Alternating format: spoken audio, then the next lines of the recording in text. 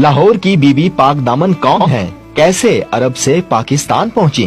Saudi अरब, Iraq, शाम, Iran और मिस्र को अल्लाह के प्यारों की जमीन कहा जाता है। मदीनतुल मुनव्वरा में नबी रहमत सल्लल्लाहु अलैहि वसल्लम का रोज़ा अक़दस मौजूद है।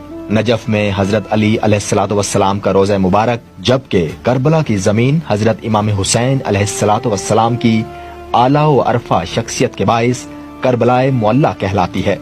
मगर पैगंबर और दूसरे बुजुर्गान दीन दुनिया के हर कोने में मदफून हैं। पाकिस्तान में भी ऐसे बहुत से मुकद्दस मज़ारात मौजूद हैं जहां अल्लाह के नबी, पैगंबर, रसूल करीम के असहाब, अज़वाज मुतहरात और आले रसूल मदफून हैं।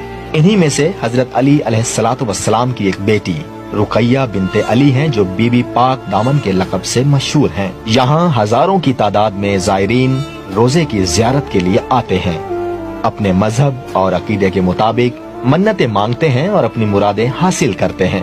ये बीबी पाक दामन हजरत अली अलैहिस्सलातु वस्सलाम की साहिबजादी और रसूल खुदा मोहम्मद मुस्तफ़ा अहमद मुज्तबा सल्लल्लाहु अलैहि वसल्लम की भतीजी हैं। ये हजरत उम्मुल बनीन की बेटी और हजरत अब्बास अलमदार की हमशीरा हैं। आपके शौहर का नाम हजरत मुस्लिम बिन अकील है, जबकि कुछ लोगों का मानना है कि आप हजरत मुस्लिम बिन अकील की बहन या बेटी थीं।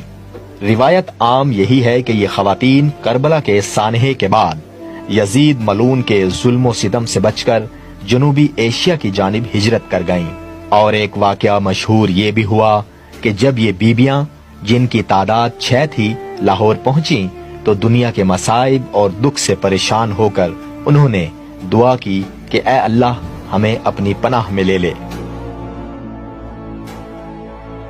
आप पाक दामन बीबियों की दुआ कबूल हुई, जमीन फटी और ये मासूम और पाकबाज बीबियां जो रसूल खुदा सल्लल्लाहु अलैहि वसल्लम और